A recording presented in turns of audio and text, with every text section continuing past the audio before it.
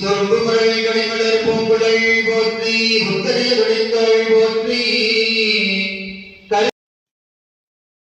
காமாட்சிபுரி ஆதீனம் 51 சக்திபீடம் மகா சமஸ்தானத்தில் 51 சக்திபீட அலங்காரி அகிலாண்ட கோடி பிரம்மாண்ட நாயகி மகா சக்தி ஸ்ரீ அங்காள பரமேஸ்வரி அன்னையின் 7ஆம் ஆண்டு விழா மிகவும் கோலாகலமாக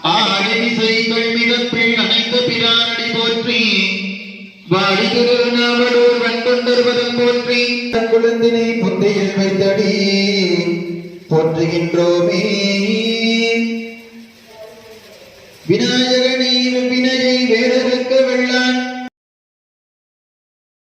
கோவை இருவூர் பகுதியில் உள்ள காமாட்சிபுரி ஆதீனம் 51 சக்தி பீடம் மகா சமஸ்தானத்தில் மகா சக்தி ஸ்ரீ அங்காள பரமேஸ்வரி அன்னையின் 7ஆம் ஆண்டு விழாவை முன்னிட்டு 51 பலம்புரி சங்காபிஷேகம், 51 கலசாபிஷேகம் மற்றும் உலக நலன் வேண்டி மகா அபிஷேகம் உள்ளிட்ட பல்வேறு சிறப்பு பூஜைகள் காமாட்சிபுரி ஆதீனம் பஞ்சலிங்க சுவாமிகள் தலைமையில் நடைபெற்றது. இதில் சிறப்பு பூஜையானது செண்டை மேளங்கள் மற்றும் கெட்டி மேளதாளத்துடன் நடைபெற்றது. சீடர்கள், பக்தர்கள் மற்றும் அப்பகுதி பொதுமக்கள் ஏராளமானோர் சிறப்பு பூஜைகளில் கலந்து கொண்டு அம்பாளை தரிசித்து அருள் பெற்றனர். அம்பாளின் சிறப்பு அலங்கார பூஜைகள் நடைபெற்ற போது பஞ்சலிங்க சுவாமிகள் பரவச நிலை அடைந்து பக்தர்களுக்கு அருளாசி வழங்கினார். முன்னதாக அம்மன் அலங்கார பூஜைகள் நடைபெற்ற போது பஞ்சலிங்க சுவாமிகள் அம்பாளை போற்றி பாடல்களை பாடி பக்தர்களை பரவசப்படுத்தியது குறிப்பிடத்தக்கது.